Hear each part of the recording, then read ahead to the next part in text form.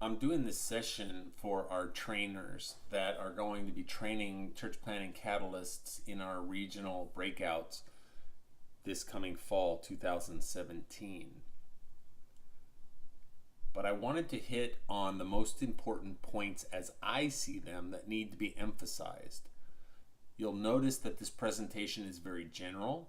It's general on purpose. I want you as the presenter to be able to add your own feel to it, your own experience to it. I want you to unpack the things that are important within your region and be able to have that freedom as you look at this presentation. However, I do want to hit some very important points that we need to instill in our church planting catalysts across the region.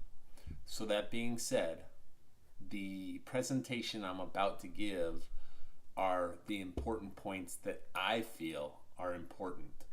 So with that preface, let me start the presentation. I will edit this part out later for posting of the video so that our church planting catalysts can have this. I just wanted to say to you, feel free to improvise, even change the keynote slightly if you need to, but I want you to add your personality to the presentation to make it unique for both you and your region. Okay, let's start this over. Hi, this is Rick Curtis, and I am the National CPC Director for the North American Mission Board, and I'm also serving as the Regional Mobilizer for the West Region. I want to talk to you today about building brotherhood and the importance of building the brotherhood among the church planters. These are some very specific points that I think you need to value as a church planting catalyst. I'm a little afraid that across North America, not all of our CPCs understand these values. And so I want to instill them as almost as non-negotiables so that you would understand the perspective which we believe you need to both understand and adopt for yourself. So let's talk about building brotherhood. The first and foremost thing about building the brotherhood is we have to show value. If we're not relevant to our church planters, then all of this is in vain. But value comes through concentrated, specific, strategic effort. You can't just buy relevance or buy value, although ironically, that's kind of where we've started, right? Value then was, NAM was known, North American Mission Board was known as a place you could get funding to do your church plant. And unfortunately, that starts us off on the wrong foot of relationship with our church planters. I really believe that. I think we have done a fairly good job starting in late 2014, maybe even 15, until present, to shift that conversation into a narrative that says NAM is more about development than it is funding. And we've started to bridge that gap. We've talked about NAM being a funding agency in the past, and we really don't like that language. Actually, we've never said that, but church planters have looked to us as a funding agency, and that's highly unfortunate. Church planters will flock to us if we've got our hand out with a lot of money to give them, but money does not buy loyalty. You and I both know that it's an easy way to get them in the door. And if you're worried about getting your 4 church plants a year or making the marks that you've set for yourself in your ministry, then leading with money can be a very easy thing to fall into. But I am telling you, and I'm asking you as a church planting catalyst, do not lead with money. Money causes church planters to flock in, and there is just not enough money to go around. You and I both know we're trying to start a movement and not fund a system. You'll never fund a system, and you surely won't ever fund a movement. A movement's empowered by the Spirit, and it does not start by handing out money. And if money is all we're about, money is all that any church planter will ever see us as. So, here's what I want you to see. We successfully somewhat changed the dialogue a couple years ago to be an organization that is about development. We have now said, hey, we are a development agency, not a funding agency.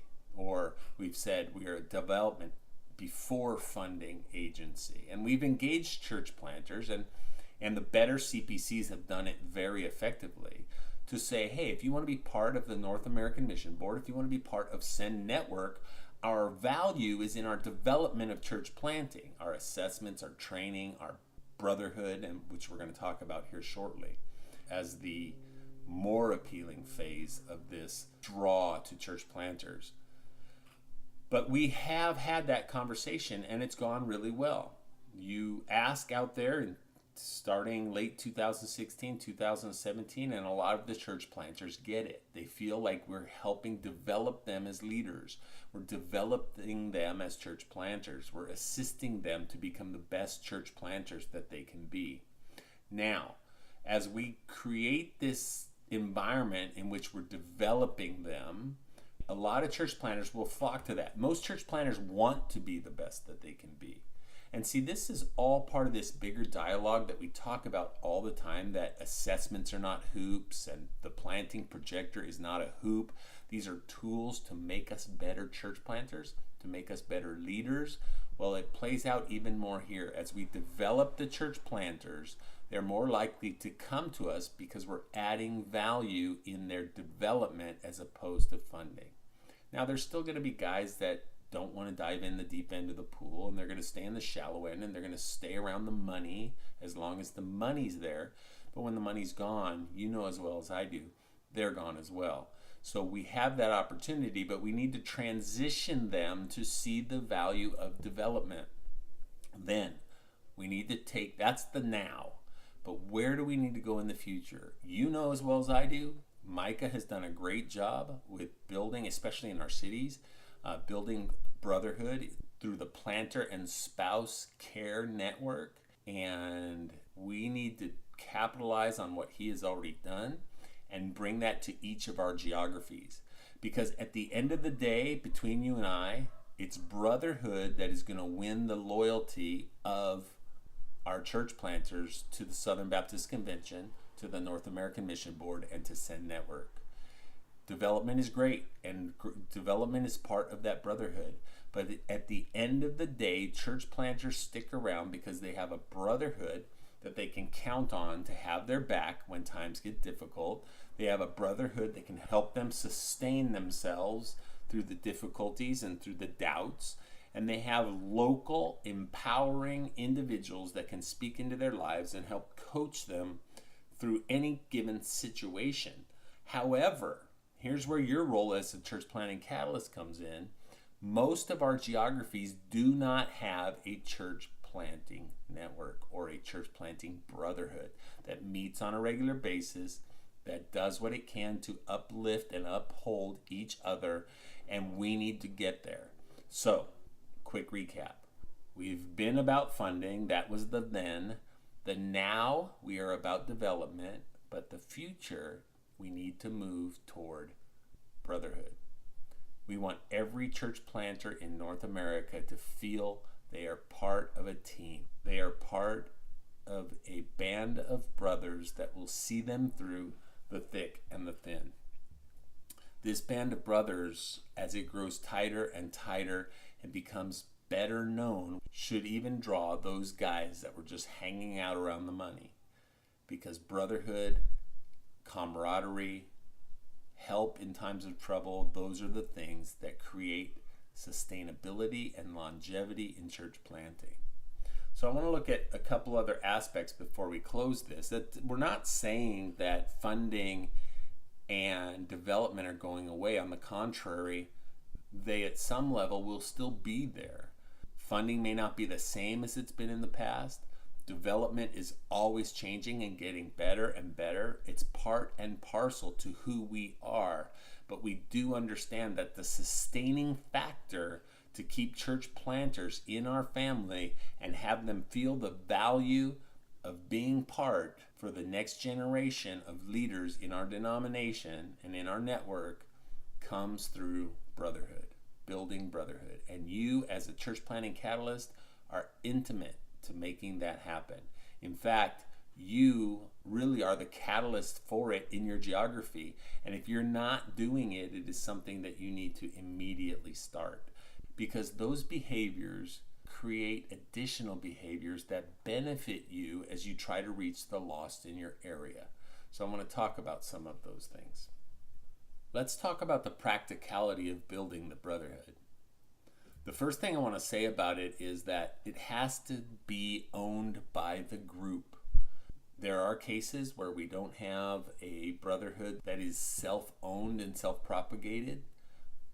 And it may be anecdotal in some sense, but I've yet to see any of those things really sustain themselves and grow the way we want it to grow. The ownership of the brotherhood that you build as a church planting catalyst has to take on a life of its own. It's got to be owned by the group. There's got to be pride and relevance and value there so that those church planters get together on a regular basis, iron sharpening iron, and finding value in doing life together. The second thing is you need to let the leadership rise and take or assign roles for others to make this happen.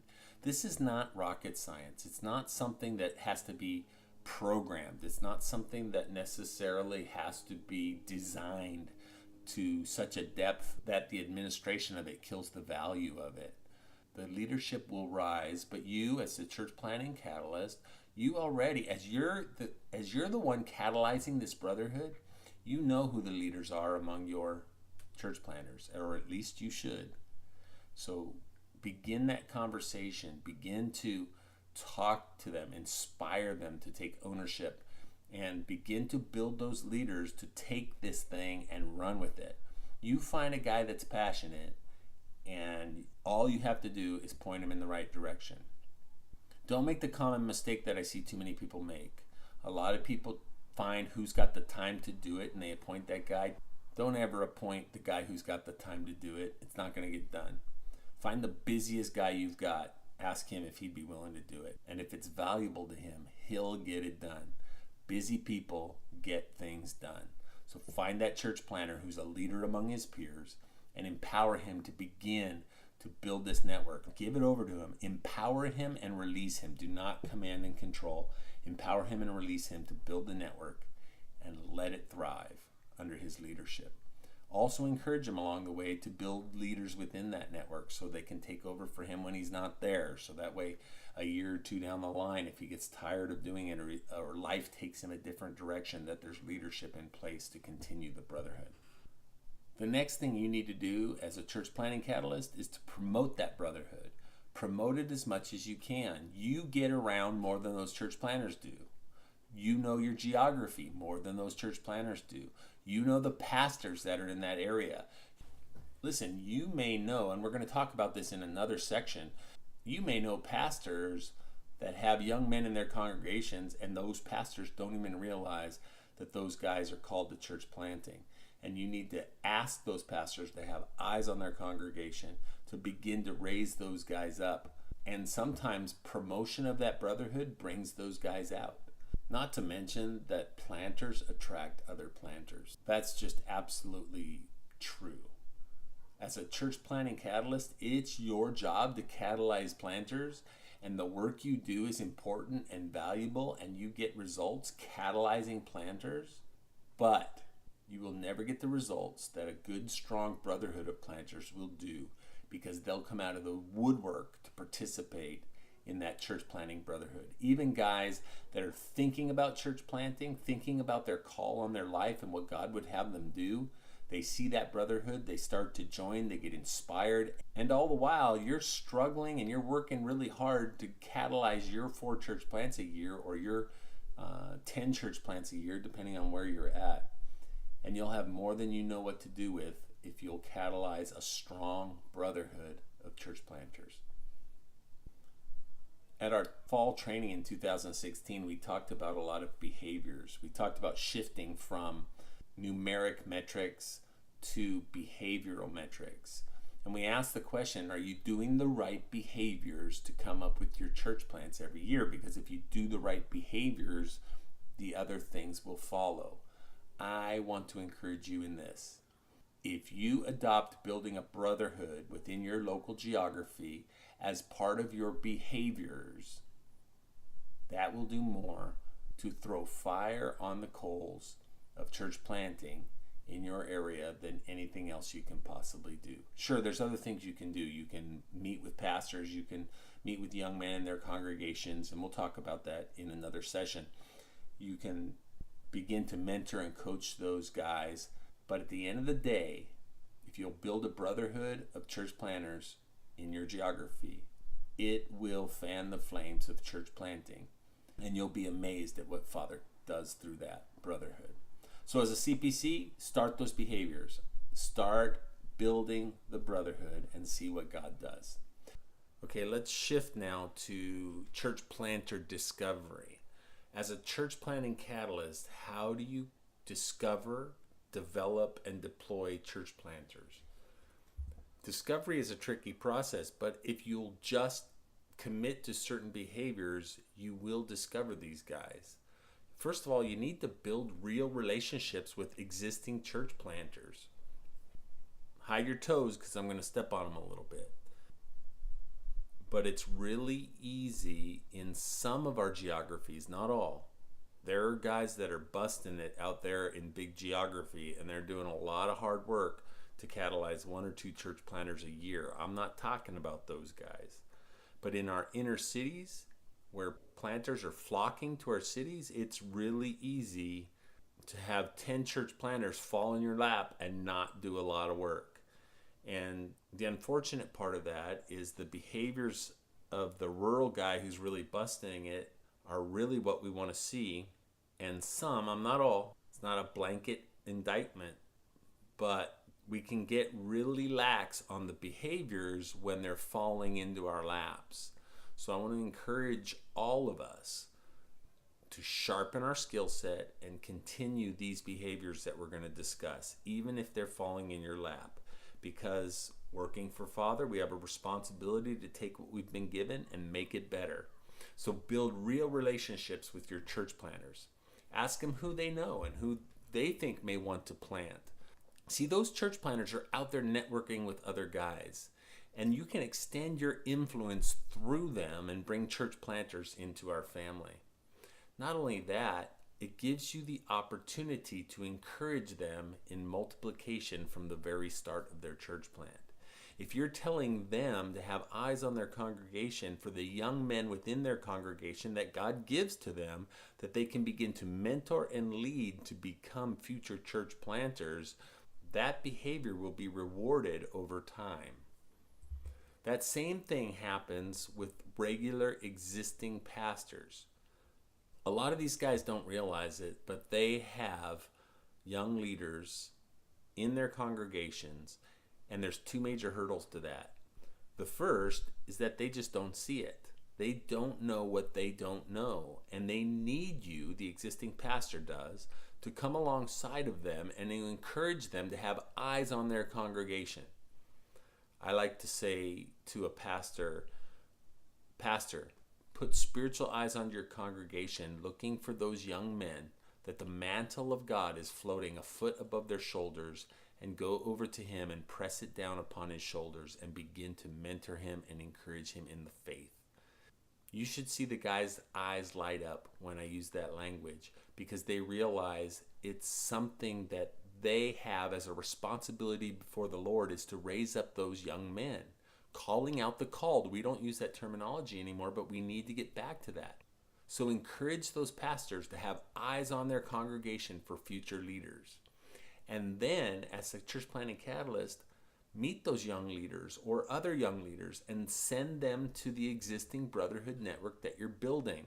There may be guys that are considering ministry, but they're not really sure. But when they get around other church planters, the Lord uses that. And by the power of His Spirit, He moves their heart to become church planters themselves. We see it all the time. And then consider, if nothing else, as you're in the presence of those existing pastors in your area, encouraging them, helping them, talking with them through their issues, but then you challenge them to become a sending or supporting church. Many of them will say, well, we can't afford to do that, or we don't have the ability to do that right now. Everybody has the ability to do that. And that's where Pray for Planters comes in. You can begin even to encourage them to pray for planters And through the prayer for planters, God will move their heart to become more and more involved in church planting. And hopefully, eventually, number one, become a supporting church, maybe even a sending church of that young man that they pushed the mantle of God upon his shoulders.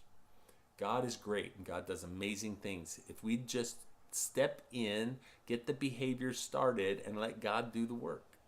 Finally, I want to say a couple words about social media, because our president is really wanting us to make sure that our guys present with excellence, our church planters. And not only that, it does have to do with building brotherhood. Because if you're part of a brotherhood, if you're part of our network, Send Network, you need to be able to convey that identity. You take pride in those things that you choose to associate with. So with that comes some responsibility on the part of the church planting catalyst. It is our responsibility as catalysts to verify that our church planters' social media platforms are branded with SBC branding, and those need to be links. It's every one of our responsibility to make sure we give several options to a church planter, but as long as they link to the North American Mission Board or to Send Network, many of them, most of them will take the NAM logo and create a link to Send Network pages, or even Southern Baptist Convention, but they do need to fly some brand identity. Church planting is a two-way street. We are moving heaven and earth and doing all that we can, empowered by the 40,000+ churches in the Southern Baptist Convention, to help these young men plant godly, amazing churches, and it needs to be a reciprocal relationship. Secondly, we need to recommend or suggest a professional presence.